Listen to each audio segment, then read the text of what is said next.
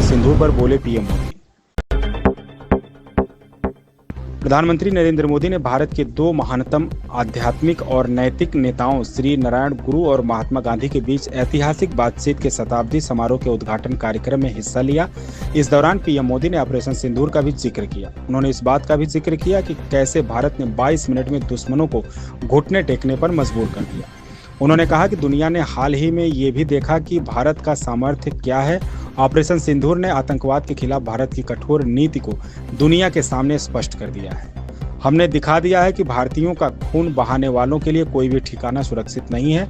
आज का भारत देश हित में जो भी सही है उसके हिसाब से कदम उठाता है।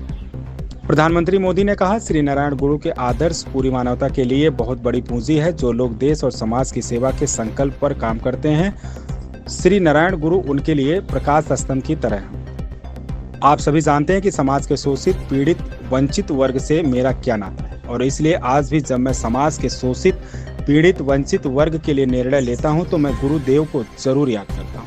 पीएम मोदी ने कहा, भारत की विशेषता है कि हमारा देश जब भी मुश्किलों के भंवर में फंसता है तो कोई न कोई महान विभूति देश के किसी कोने में जन्म लेकर समाज को नई दिशा दिखाता है।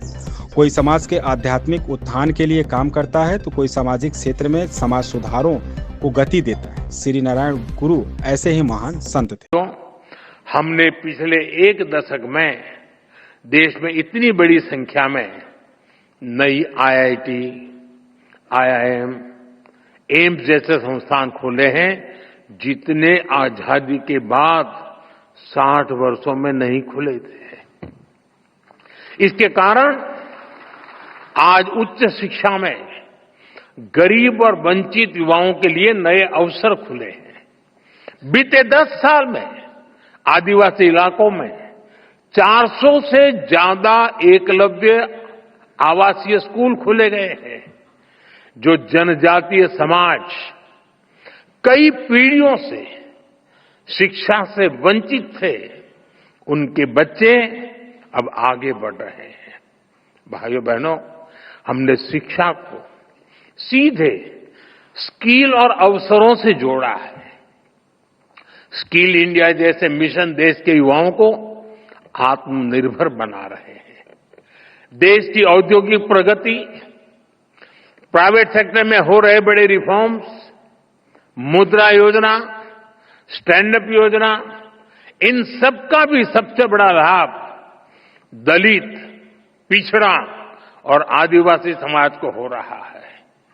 साथियों, श्री नारायण गुरु एक सशक्त भारत चाहते थे।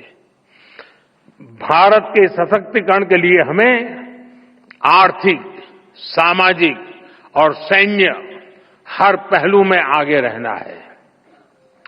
आज देश इसी रास्ते पर चल रहा है। भारत तेजी से दुनिया की तीसरे नंबर की इकोनॉमी बनने की तरफ बढ़ रहा है।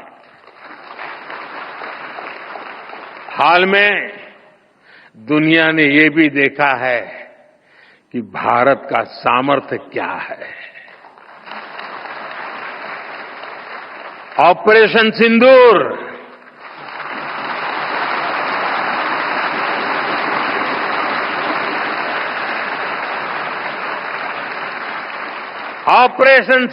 आतंकवाद के खिलाफ भारत की कठोर नीति को दुनिया के सामने एकदम स्पष्ट कर दिया है। हमने दिखा दिया है कि भारतीयों का खून बहाने वाले आतंकियों के लिए कोई भी ठिकाना सुरक्षित नहीं है।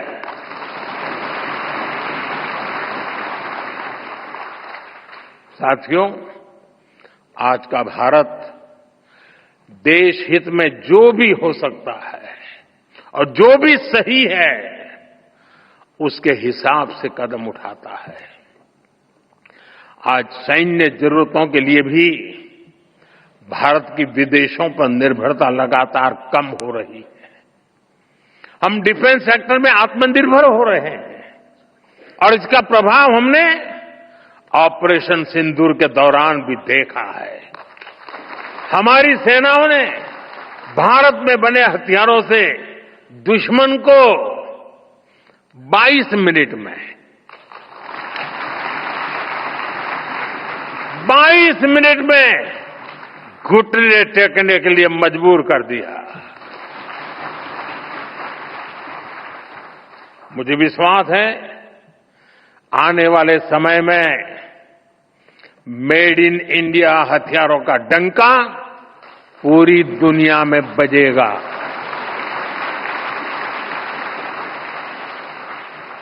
साथियों, देश के संकल्पों को पूरा करने के लिए हमें श्री नारायण गुरु की शिक्षाओं को जन जन तक पहुंचाना है। हमारी सरकार भी इस दिशा में सक्रियता के साथ काम कर रही है। हम शिवगिरी सर्किट का निर्माण करके श्री नारायण गुरु के जीवन से जुड़े तीर्थ स्थानों को जोड़ रहे हैं।